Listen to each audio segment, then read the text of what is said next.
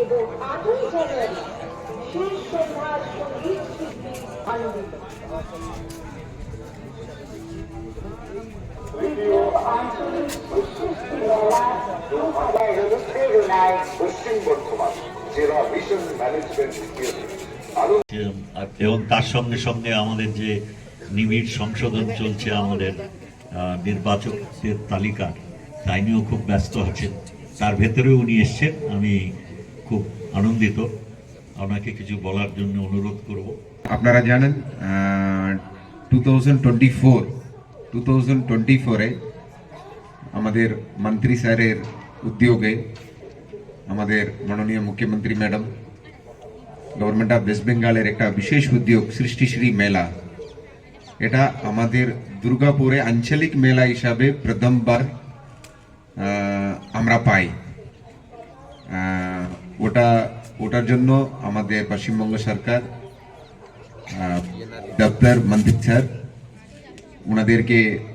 ওনাদের উদ্যোগ আর এটার জন্য আমাদের দুর্গাপুরের যে হাটে আমাদের এই টাইমে একটা ফেস্টিভ্যাল মতো, যেটা প্রথমবারই আমরা যে স্ট্যান্ডার্ড হাই ভালো কোয়ালিটিতে হয়েছিল, ওটারই আমাদের চ্যালেঞ্জ, যেটা তৃতীয় বছর, থার্ড ইয়ার, ওই চ্যালেঞ্জটা যেটা আমরা সেট করেছি প্রথম বছরে, আমরা সবাই চেষ্টা করেছি মন্ত্রী স্যারের নেতৃত্বে।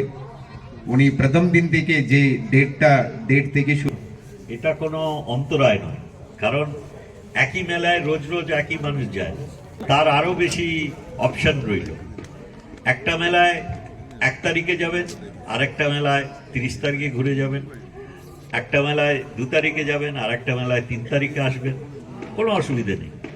আমরা তো কোনো কম্পিটিশন নেই এখানের উদ্দেশ্যটা হচ্ছে স্বনির্ভর গোষ্ঠীর নিজস্ব যেসব উৎপাদিত সামগ্রী বা তাদের যেসব রান্না করা জিনিস, সেইগুলোর বিপণন।